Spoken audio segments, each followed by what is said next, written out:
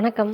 இப்போ இன்றைக்கி நம்ம சத்து மாவு எல்லார் வீட்லேயுமே தயாரிக்கிற ஒன்று தான். அந்த சத்து மாவில் செய்யக்கூடாத சில விஷயங்கள் என்னென்ன அப்படின்றத பார்ப்போம். பொதுவாக எல்லாருமே பார்த்தோன்னா சத்து மாவு அரைக்கிறதுக்கு எல்லா தானியங்களையும் எடுத்துப்பாங்க. அதுவும் 1 2 இல்லை, கிட்டத்தட்ட இன்றைக்கி 30 தானியங்கள் வரையும் எடுத்துக்கிறோம். ஸோ 30 தானியங்களையும் ஒன்று ஒன்றா தனித்தனியாக ரோஸ்ட் பண்ணுவாங்க. அதாவது நல்லா வறுத்து அதுக்கப்புறம் மிஷினில் கொடுத்து அரைச்சி எடுத்துக்குவாங்க. இப்போ இதை மட்டும் கண்டிப்பாக தவிர்க்கணும். ஏன்னா நம்ம அடுப்பில் போட்டு ரோஸ்ட் பண்ணும்போது அந்த தானியத்தில் இருக்கக்கூடிய சத்துக்கள் குறையுது. ஸோ சத்து மாவுன்னு சொல்லிட்டு சத்து குறைபாடு உள்ள மாவு தான் நம்ம அதுக்கப்புறமா குழந்தைங்களுக்கும் நம்ம வீட்டில் இருக்கவங்களுக்கும் கொடுக்குறோம் அப்படின்றது தான் உண்மை. இப்போ என்ன பண்ணணும் அப்படின்னு பார்த்தோம்னா பாரம்பரிய முறைகளில் பார்த்தோம்னா சத்து மாவு தயாரிக்கிறாங்களா, அப்போ என்ன பண்ணுவாங்க, வெயிலில் காய வைப்பாங்க அந்த தானியங்களை, அதுக்கப்புறமா அரைப்பாங்க. இப்போ நீங்கள் முளை கட்டினாலும் சரி, முளை கட்டினாலும் சரி, நீங்கள் வெயிலில் காய வச்சுட்டு அதுக்கப்புறமா அரைக்கிறது அந்த தானியத்தில் இருக்கக்கூடிய சத்துக்களை அப்படியே நமக்கு கொடுக்கும். ஏன் வெயிலில் தான் காய வைக்கணுமா, ஏன் நாங்கள் வறுக்கக்கூடாதா அப்படின்னு கேட்டிங்கன்னா, ரெண்டுத்துக்குமே நிறைய வேறுபாடு இருக்குது. நீங்கள் வறுக்கும் பொழுது அதில் இருக்கக்கூடிய சத்துக்கள் குறையும். ஸோ இதை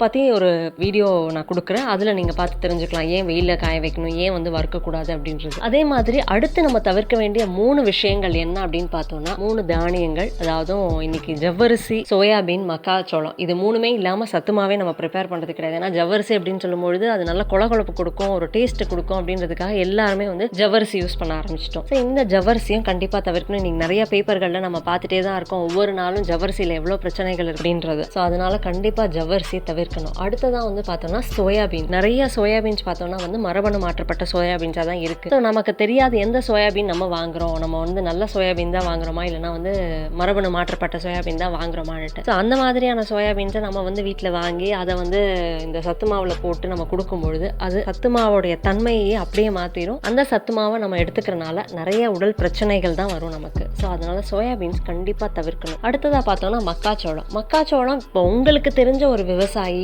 இந்த மக்காச்சோளத்தை விளை வைக்கிறாரு அப்படின்னா கண்டிப்பாக நீங்கள் மக்காச்சோளத்தை பயன்படுத்தலாம். எங்கே நீங்கள் விளையுது அப்படின்னே தெரியாமல் கடையில் தான் நான் மக்காச்சோளம் வாங்க போகிறேன் அப்படின்னா கண்டிப்பாக பயன்படுத்தாதீங்க. ஏன்னா அதுவும் மரபணு மாற்றப்பட்ட மக்காச்சோளமாக தான் இருக்கணும். இன்னைக்கு மக்காச்சோளமும் பெரிய அளவில் வெளிநாடுகள்லேருந்து நம்ம இறக்குமதி பண்ணுறோம். ஸோ வெளிநாடுகளில் நிறைய இடங்களில் பார்த்தோன்னா மரபணு மாற்றப்பட்ட மக்காச்சோளங்கள் தான் விளைய வைக்கிறாங்க. ஸோ அதனால் நமக்கு தெரியாது எந்த மக்காச்சோளம் நம்ம வாங்குகிறோம், நம்ம லோக்கலில் கிடைக்கக்கூடிய மக்காச்சோளமா இல்லை வெளிநாட்டிலேருந்து வந்திருக்க இந்த ஜெனட்டிக்கலி மாடிஃபைட் மக்காச்சோளமான்னு தெரியாது. அதனால உங்களுக்கு தெரிஞ்ச விவசாயிக்கிட்டேருந்து நீங்கள் வாங்குறீங்க அப்படின்னா நல்ல தரமான நாட்டு ரகமாக இருந்தது அப்படின்னா கண்டிப்பாக பயன்படுத்தலாம் சத்து மாவுக்கு, இல்லைன்னா பயன்படுத்தாதீங்க. ஸோ இந்த 4 விஷயங்களையும் சத்து மாவில் நம்ம தவிர்க்கிறோம் அப்படின்னா கண்டிப்பாக அந்த சத்து மாவு ஒரு ஆரோக்கியத்தை கொடுக்கக்கூடிய ஒரு சத்து மாவாக இருக்கும். அப்படி இல்லை அப்படின்னா சத்து மாவு சத்தற்ற மாவாக தான் நமக்கு இருக்கும் அப்படின்றத தெரிஞ்சுக்கணும். அதுவும் அது சத்தற்ற மாவாக மட்டும் இல்லை, நிறைய உடல் பிரச்சனைகளையும் அடுத்து ஏற்படுத்தும் அப்படின்றத தெரிஞ்சுக்கணும். ஸோ வெயிலில் காய வைக்கிறது நம்ம மறந்துடக்கூடாது. அதே மாதிரி இந்த 3 தானியங்களையும் பயன்படுத்தாமல் இருக்கிறது நல்லது. இந்த வீடியோ உங்களுக்கு பிடிச்சிருந்ததுன்னா கண்டிப்பாக ஷேர் பண்ணுங்கள், லைக் பண்ணுங்கள். நம்ம சேனலுக்கு இன்னும் சப்ஸ்கிரைப் பண்ணலாம், சப்ஸ்கிரைப் பண்ணிக்கோங்க. நன்றி.